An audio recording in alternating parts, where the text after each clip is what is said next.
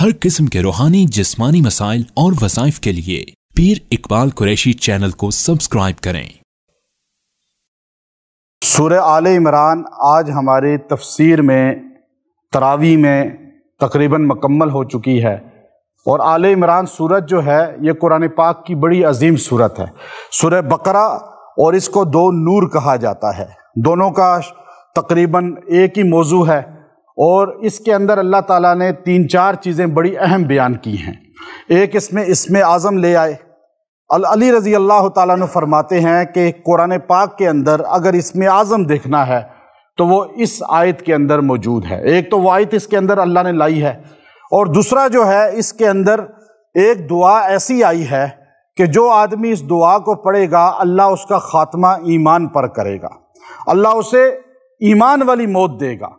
اور ایک اس کے اندر آیت ایسی آئی ہے کہ اگر وہ انسان پڑھے گا تو قرضہ جتنا بھی اس پر ہوگا وہ بھی اتر جائے گا، وہ بھی ختم ہو جائے گا۔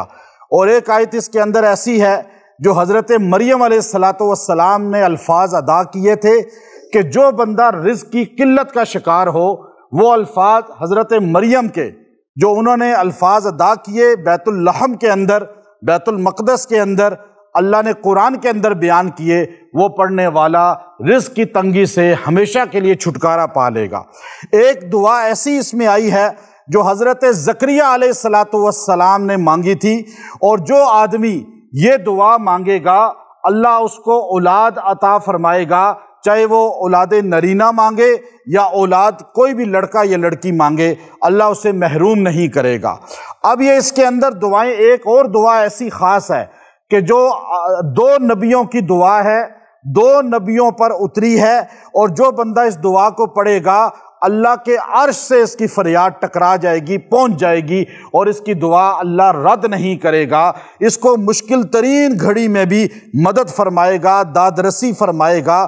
یہ بہت سورہ آل عمران کے اندر آپ کو بہت سی چیزیں خاص ملیں گی، اور یہ آل عمران پڑھنے والا شکوک و شبہات میں ہو، جو دین کے بارے میں وہم میں پڑ جائے، جس کو وسوسے آتے ہوں، اور جو دین کے بارے میں کہ کون سا مسلک عقیدہ ٹھیک ہے، اور وہ سورہ آل عمران کو کثرت سے پڑھے، اللہ تعالیٰ اس کو ان تمام وسوسوں سے اور وہم سے چھٹکارا عطا فرما دے گا۔ اب آپ دیکھیے اس کی پہلی آیت ہے جس کے بارے میں حضرت علی رضی اللہ تعالیٰ عنہ فرماتے ہیں کہ یہ اسم اعظم ہے، الف لام میم اللہ لا الہ الا هو الحی القیوم۔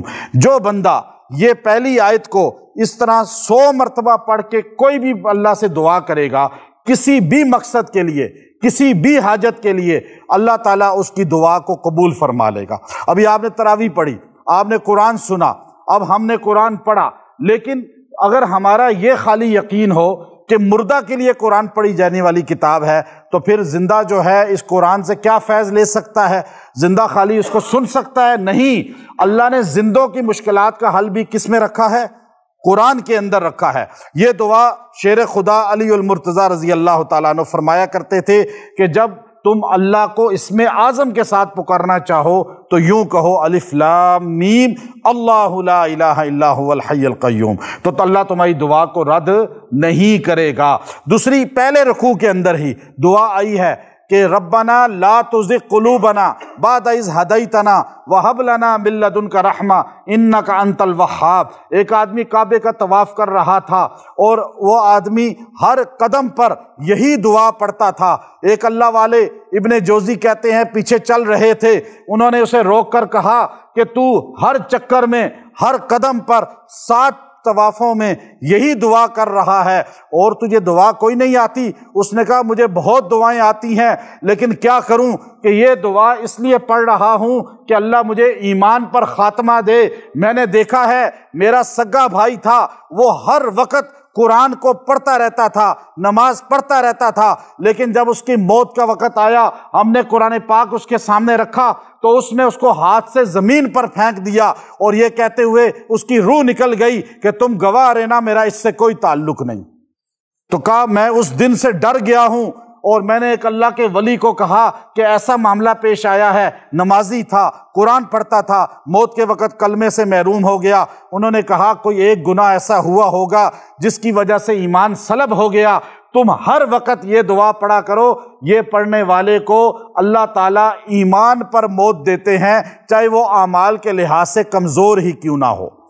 تو اس لیے یہ دعا پڑھنے والا ایمان پر خاتمہ پاتا ہے۔ پھر آگے ہے اللہ قل اللہم، دوسرے رکوع میں سورہ آل عمران کے، قل اللہم مالک الملک تؤتی الملک من تشاء وتنزع الملک ممن تشاء وتعز من تشاء وتذل من تشاء بیدک الخیر انک علی کل شیء قدیر۔ جو روزانہ اس کو 11 بار پڑھے گا، پہاڑوں جیسا قرضہ بھی ہوگا اللہ اس کا اتروا دیں گے اور اس کا قرضہ ختم ہو جائے گا۔ اور پھر جو ہے انسان آگے دیکھیے، حضرت مریم علیہ السلام حضرت زکریا نے اپنی کفالت میں لے لیا، اور وہ اپنے حجرے میں بیٹھی ہوئی تھی، چھوٹی بچی تھی 14-15 سال کی، اور وہ ہر وقت محو عبادت رہتی تھی۔ تو ایک مرتبہ زکریا پیغمبر جب ان کے حجرے میں آتے ہیں، خالو بھی ہیں اور بوڑھے ہیں، شیخ فانی ہو چکے ہیں، عمر ایسی ہو چکی ہے کہ کمر جھک گئی ہے، ہڈیاں کمزور ہو گئی ہیں، اس وقت تک اولاد نہیں تھی، اللہ نے بچوں سے محروم رکھا تھا۔ دینے والا اولاد کون ہے؟ اللہ ہے، اللہ کے علاوہ کوئی نہیں دے سکتا۔ نبی ہے، نئی اولاد دی، اور جب دینے پہ آیا تو بڑھاپے میں دے دی۔ تو اب وہ کمرے میں آئے تو انہوں نے کہا ان لکی ھذا، پھل دیکھے بغیر موسم کے، جیسے سردیوں میں آم دیکھ لیے اور گرمیوں میں مالٹے دیکھ لیے، تو انہوں نے کہا ان لکی ھذا، یہ کہاں سے آیا؟ تو یہ نہیں کہا یہ میری کرامت ہے، کرامت اپنی بڑائی بیان نہیں کی۔ یہاں لوگ شعبدے بیان کرتے ہیں، ویڈیو بنا لیتے ہیں، جی دیکھو یہ مجھ سے ٹھیک ہو گیا، اس کو شفا مل گئی، یہ لولا لنگڑا ٹھیک ہو گیا، یہ کینسر کا مریض ٹھیک ہو گیا، اور اس ویڈیو کی تشہیر کرتے ہیں۔ یہ جھوٹ ہے، اور یہ جھوٹ ہے اس لیے ہے کہ اگر کوئی ایک بندہ ٹھیک بھی ہو جاتا ہے تو آپ یہ کہیں یہ اللہ نے ٹھیک کیا، اپنی طرف منسوب نہ کریں۔ انہوں نے کہا ان لکی ھذا، یہ کہاں سے آیا؟ تو ولیہ ہیں اور نبی کی ماں ہیں، قرآن جن کی تعریف کر رہا ہے، جنت میں رسول اللہ صلی اللہ علیہ وسلم کی زوجہ ہوں گی، دنیا کی پاک ترین خاتون ہیں حضرت مریم، وہ کہنے لگی قالت ہوا من عند اللہ، یہ کہاں سے آیا؟ اللہ کے پاس سے۔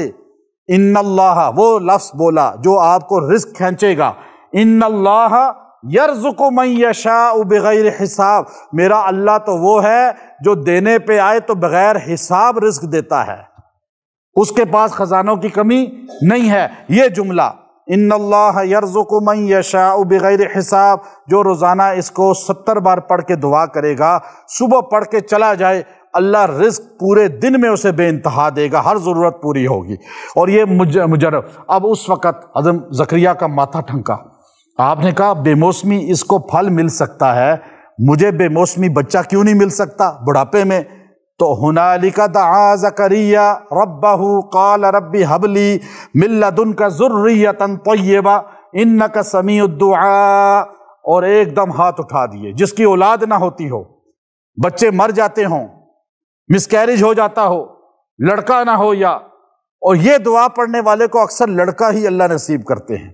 ربی ھب لی من لدنک ذریۃ طیبہ انک سمیع الدعاء، یہ جو بندہ روزانہ 100 مرتبہ دعا پڑھے، مرد عورت دونوں میاں بیوی پڑھیں، پانی پہ دم کر کے پی بھی لیں، اور 4 مہینے یہ دعا پڑھ کے دعا اللہ سے کرتے رہیں، اللہ اولاد عطا فرمائے گا۔ اور یہ اللہ نے خود اس میں فرمایا۔ پھر ایک آیت ایسی ہے، یہودی مکر کرتے ہیں، نصارہ مکر کرتے ہیں، مکر دھوکہ دیتے ہیں، یا آج آپ کو دنیا میں لوگ مکر کرتے ہیں، آپ کو دھوکہ دیتے ہیں، آپ کو فریب کرتے ہیں، آپ کو جو ہے ڈاج دیتے ہیں، آپ کو جو ہے ڈاؤن کرنے کی کوشش کرتے ہیں۔ اگلے رکوع آپ چلے جائیں، جب 3 پاؤ ہوتا ہے مکمل، تو وہاں سے یہ آیت ختم ہوتی ہے 3 پاؤ میں، یعنی قرآن پاک کے آخری 4 رکوع سے پہلے یہ ہے اس سورہ 4 پارے کے۔ تو وَمَكَرُوا وَمَكَرَ اللَّهُ واللہ خیر الماکرین، جو اس کو 100 مرتبہ پڑھے گا 11 دن تک، اسے زمین و آسمان مل کر بھی دھوکہ دینا چاہیں تو ان کی تدبیریں الٹ ان پر پڑ جائیں گی۔ آپ پہ کوئی جادو کرتا ہے، کوئی آپ پہ حسد کرتا ہے، کوئی آپ کو پیسے، مالی، عزت ہر لحاظ سے ذلیل کرنا چاہتا ہے، آپ یہ 11 دن پڑھ کے دعا کریں، کسی کا نام نہ لیں، ایک تدبیر ان کی ہوگی، ایک تدبیر اللہ کی ہوگی۔ یا مکر سے تدبیر مراد ہے، تدبیر دھوکہ وہ دیں گے، اور ایک اللہ اپنی تدبیر کرے گا، اور واللہ خیر الماکرین، سب سے بہترین تدبیر پلاننگ کس کی ہے؟ اللہ کی۔ یہ ایسا مجرب ہے، بہت سے لوگوں نے اس کو پڑھا ہے اور اللہ نے ان کو دنیا میں عزت دی ہے اور ان کے دھوکہ دینے ذلیل کرنے والوں کو ذلیل کر دیا ہے۔ تو یہ بڑا مجرب ہے، الفاظ ہیں یہ۔ اور پھر آگے آپ دیکھیے کہ ایک چیز ہے کہ تعالوا الی کلمۃ سواء بیننا وبینکم الا نعبد الا اللہ۔ آؤ اہل کتاب، ہم کسی بات پہ کمپرومائز تو کریں۔ اتحاد امت ہو سکتا ہے، اتحاد امت کس بات پہ ہو سکتا ہے؟ کہ ہم توحید میں ایک ہو جائیں۔ توحید میں کافر یہود و نصارہ کو کہا گیا آ جاؤ، تم اللہ کو تو مانتے ہو نا، اللہ کہتے ہو، گاڈ کہتے ہو چاہے، آؤ اس بات پہ متفق ہو جائیں کہ اللہ کے علاوہ کسی کو سجدہ نہیں کریں گے۔ لیکن جس کا عقیدہ توحید ہی صحیح نہ ہو، جس کا بیسک عقیدہ ہی غلط ہو، اس سے اتحاد نہیں ہو سکتا، اس سے کمپرومائز نہیں ہو سکتا۔ اس لیے اتحاد امت کے لیے سب سے پہلے عقیدہ توحید ہے۔ جس کا عقیدہ توحید بھی صحیح نہیں تو وہ ہے ہی نہیں اتحاد اس کے ساتھ۔ پھر آگے اللہ نے اس کے چوتھے پارے یہ تیسرا پارہ چل رہا تھا، یہ تیسرا پارہ جو میں آپ کو بتا رہا تھا، میں چوتھا غلطی سے بولتا، جو اگلا چوتھا پارہ شروع ہے، اس کے آخر میں اللہ رب العزت نے عالم ارواح میں ایک مجمع گٹھا کیا، ایک سیمینار کیا، ایک جلسہ کیا، اور بڑا جلسہ تھا وہ، اتنا بڑا 7 لاکھ انبیاء، 1.25 لاکھ انبیاء، 2 روایتیں ہیں، وہ وہاں جمع تھے۔ اللہ نے خصوصی جلسہ کیا خواص کا۔ اللہ نے کہا وَإِذَا أَخَذَ اللَّهُ مِيثَاقَ النَّبِيِّينَ لَمَا آتَيْتُكُم مِّن كِتَابٍ وَحِكْمَةٍ، آؤ نبیو، میں تمہیں کتاب اور حکمت دے کے زمین پہ بھیجوں گا، مجھے بتاؤ تمہارے بعد آخر میں ایک نبی آئے گا اور تم سارے اس لیے بھیجے جا رہے ہو کہ تم اس نبی کی تبلیغ کرو، اس نبی کی شان کو بیان کرو، اس نبی کے مقام کو بیان کرو۔ تمہاری بعثت کا مقصد ہی محمد عربی صلی اللہ علیہ وسلم کی نبوت کا اظہار کرنا ہے۔ تم نے اس نبی کا زمانہ پا لیا تو اس پر ایمان لانا، اس کی مدد کرنا۔ اگر اس کا زمانہ نہیں پایا اور تم پہلے چلے گئے دنیا سے تو اس کے بارے میں پیشین گوئی کر کر لوگوں کو اطلاع دے کر دنیا سے جانا کہ ہم جا رہے ہیں مبشرم برسول یاتی من بعد اسمہ احمد، ہمارے بعد ایک رسول آئے گا جس کا نام احمد ہوگا، آسمانوں پر محمد ہوگا، زمین پر۔ اور جو نبی اس محمد صلی اللہ علیہ وسلم کی ختم نبوت کا، ان کی جو ہے نبوت کا، شان کا اظہار نہیں کرے گا، اس نبی کی نبوت بھی سلب ہو جائے گی۔ اب یہ اللہ نے ایسا جلسہ کیا، اور پھر آگے اللہ رب العزت نے جو ہے وہ آیت پر، اس سے پہلے نبی کریم اس امت کی ایک خاص شان بیان کی ہے۔ ہم بہترین ہیں، نوح علیہ السلام، موسیٰ علیہ السلام، عیسیٰ علیہ السلام، کسی نبی کی امت کو اللہ نے کہا بہترین ہو۔ ہمیں اللہ نے کہا کنتم خیر امت اخرجت للناس، تم بہترین امت ہو۔ کیوں؟ کہ تم لوگوں کے نفع کے لیے، اخرجت للناس، تم کسی اور کے لیے نکالے گئے ہو، پیدا کیے گئے ہو۔ ہم مسلمان جتنے ہیں، چاہے وہ دنیا کے کسی خطے کے ہیں، ہم اپنے لیے پیدا نہیں ہوئے، ہم دوسروں کے لیے پیدا ہوئے ہیں۔ کیوں؟ ہمارے بہترین ہونے کا خاصہ یہ ہے کہ ہم تبلیغ کرنے والے ہیں، اچھی بات کی، برائی سے منع کرنے والے ہیں۔ اللہ پر ایمان بعد میں یہاں ذکر ہے اور توحید تبلیغ کا پہلے ذکر ہے۔ آج پوری امت کے اندر ایک چھوٹی سی جماعت ہے، تبلیغی جماعت، جو لوگوں کو اسلام کی طرف لا رہی ہے، ورنہ اجماعی طور پر ہمیں دنیا میں کوئی اور جماعت نظر نہیں آتی۔ میں پوری دنیا میں جاتا ہوں، وہاں ساری جماعتیں پاکستان کے اندر تک چندے لیتی نظر آتی ہیں۔ اگر پوری دنیا کے جنگلوں میں، صحراؤں میں، پہاڑوں میں اگر کوئی رسول اللہ صلی اللہ علیہ وسلم کی دین کی تبلیغ کرتا نظر آتا ہے اپنا پیسہ لگا کر، تو وہ یہ تبلیغی جماعت رائیونڈ سے نظر آتی ہے۔ تو اس لیے ہمارا مقصود ہی پیدائش کا، ہماری تعریف کا مقصود ہی یہی ہے کہ ہم لوگوں کے نفع کے لیے نکالے گئے ہیں۔ یا پھر حضور کی وفات کا ذکر آ گیا۔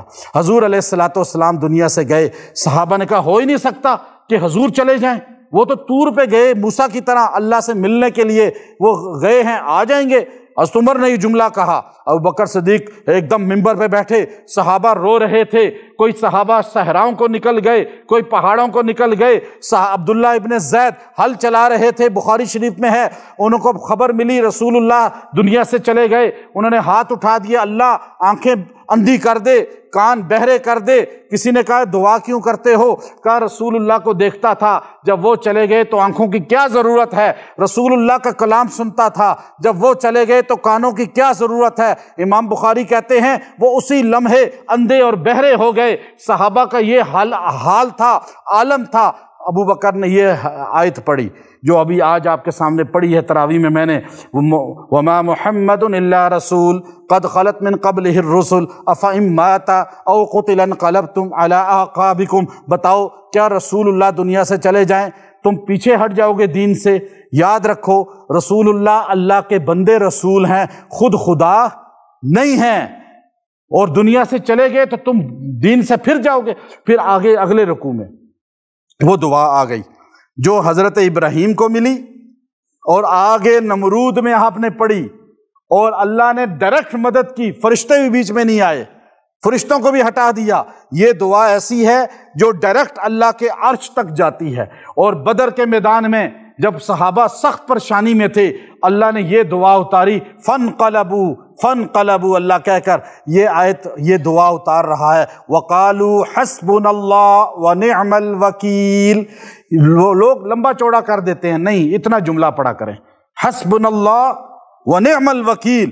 جو اس کو 300 بار پڑھ کے دنیا کی کوئی پریشانی کے لیے بھی دعا کرے گا، کوئی بھی پریشانی ہو، اور کم سے کم 11 دن تک پڑھیں، اللہ تعالیٰ آپ کی ہر پریشانی کو حل فرمائے گا، اور آپ کی یہ ٹینشن، پریشانی، حاجت ڈائریکٹ عرش مالا تک پہنچ جائے گی۔ یہ دعا بدر میں عرش مالا تک پہنچی ہے، آگے نمرود میں ابراہیم علیہ السلام کے لیے عرش مالا تک پہنچی نہیں پہنچی، بدر میں فرشتے اترے نہیں اترے، وہ بھی ذکر آ گیا پچھلے رکوع میں۔ اور آخری بات سورہ آل عمران کے اندر ایک رکوع آخری ہے، ان فی خلق السماوات والارض۔ یہ دعا ربنا ربنا بار بار، ہمارے نبی تہجد میں اٹھتے تھے تو آسمان کو دیکھ کے یہ دعا والا رکوع کا آدھا حصہ پڑھتے تھے۔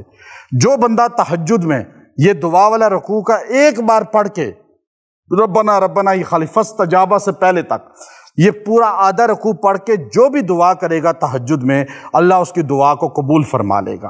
اور آخری جو اس کی آیت ہے، یا ایھا الذین آمنوا اصبروا وصابروا ورابطوا، بچہ روتا ہو، تنگ کرتا ہو، ڈرتا ہو، 7 بار اس پہ دم کریں 3 دن تک، اللہ اس کے ڈر کو ختم کرے گا، اس کو نظر ختم ہو جائے گی، اس پہ جنات یا بیماری ہے، بخار ہے، وہ ختم ہو جائے گا۔ وآخر دعوانا ان الحمد للہ رب العالمین۔